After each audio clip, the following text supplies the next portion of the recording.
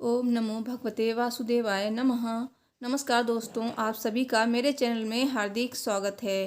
दोस्तों, आज आप जानेंगे कि एकादशी पे सरल पूजा विधि कैसे कर सकते हैं। भगवान विष्णु की पूजा आप बिना व्रत के भी बहुत ही सरल तरीके से कर सकते हैं।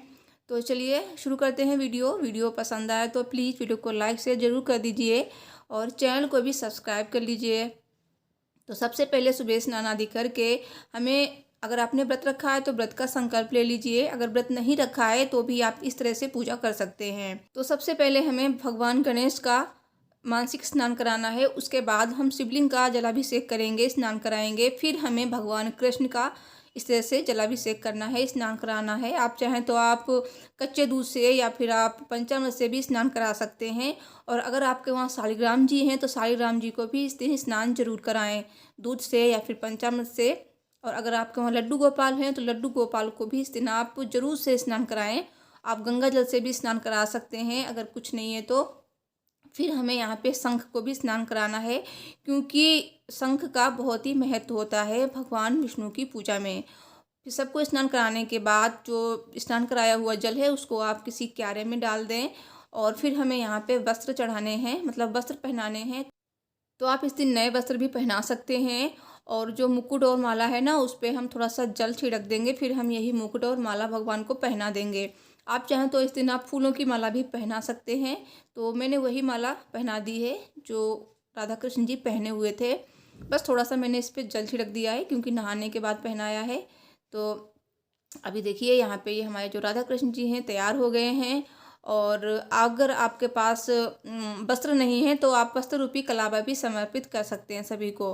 तो अभी दूध जो बचा हुआ था ना, उससे हम सभी को इस तरह से मानसिक स्नान करा देंगे।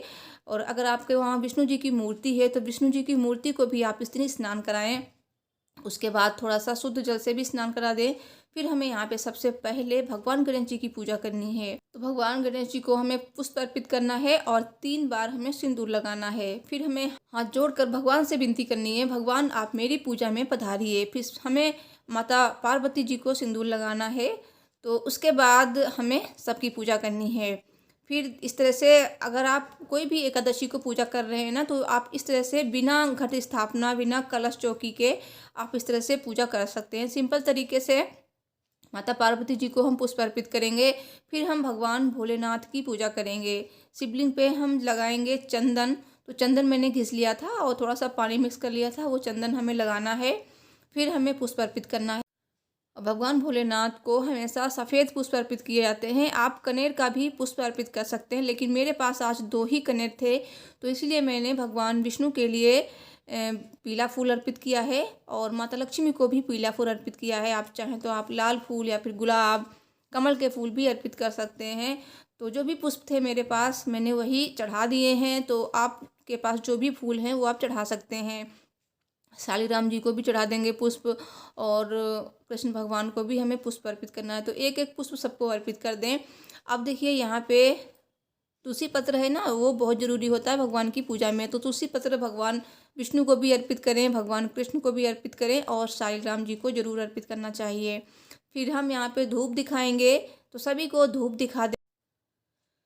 फिर हम यहाँ पे भगवान गणेश को भोग अर्पित करेंगे, क्योंकि सबसे पहले भगवान गणेश जी को भोग अर्पित करना चाहिए। पूजा भी सबसे पहले भगवान गणेश जी की ही करनी चाहिए, तभी आपकी पूजा संपन्न होती है। तो आपके पास जो भी भोग है अर्पित कर दीजिए। वैसे एकादशी को पीला भोग जरूर अर्पित करें भगवान विष्णु को। साथ ही भगवान कृष्ण को हम मिश्री का भोग लगा देंगे और एक छोटे से लोटे में जल रख देंगे। तो जल और भोग में तुलसी पत्र अवश्य डालें, घंटी जरूर बजाएं।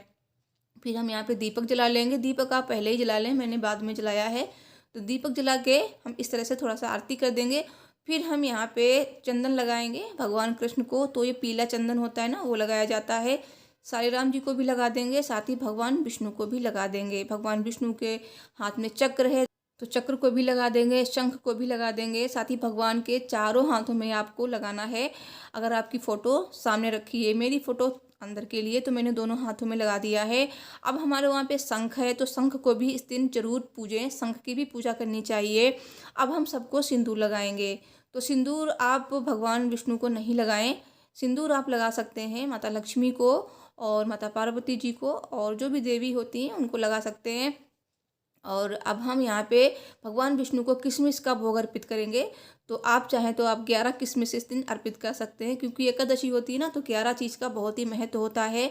माता लक्ष्मी को हम सफ़ेद मिठाई या फिर बतासे का भोग लगाएंगे। और यहाँ पे मैं देखिए केले का भी भोग लगाऊंगी। तो जो भी भगवान विष्णु के लिए भोग लगाया ना, उसमें तुलसी पत्र अवश्य रखें, लेकिन लक्ष्मी जी के भोग में तुलसी पत्र नहीं रखा जाता है। अब हम सभी को वस्त्र स्वरूप कलावा अर्पित करेंगे। तो सबसे पहले गणेश जी को, फिर भगवान विष्णु को, भगवान कृष्ण को भी और माता लक्ष्मी को भी, सभी को हमें कलावा अर्पित करना चाहिए। फिर हम थोड़ा सा इस तरह से दीप दिखा देंगे और फिर आप हाथ में पुष्प ले सकते हैं। फिर हमें पुष्प लेकर कथा पढ़नी है या फिर मंत्रों का जाप करना है। महालक्ष्मी अष्टकम का पाठ कर सकते हैं, श्री सूक्तम का पाठ कर सकते हैं, भगवान विष्णु के सहस्र नाम का पाठ कर सकते हैं, भगवान विष्णु के मंत्रों का जाप कर सकते हैं। और फिर हमें आरती करनी है। आरती के बाद हम प्रदक्षिणा करेंगे, फिर सभी को आरती देंगे। आरती के ऊपर से 3 बार हम जल वार देंगे। फिर हमसे पूजा में जो भी गलती हुई है उसके लिए क्षमा जरूर मांगेंगे और आपकी जो भी मनोकामनाएं हैं वो भगवान विष्णु से अवश्य कहें, जरूर पूरी करेंगे। और साथ ही आपको तुलसी माता की इस दिन पूजा अवश्य करनी चाहिए, सुबह भी और शाम को भी। और चाहें तो आप 11 दीपक जला सकते हैं तुलसी माता के सामने। और अगर आप चौकी लगाकर पूजा करना चाहते हैं तो इसकी वीडियो मेरे चैनल पर ऑलरेडी अपलोडेड है, आप देख सकते हैं। तो चौकी अलग से लगाकर आप पूजा कर सकते हैं। तो वीडियो कैसी लगी जरूर बताएं। Thanks for watching.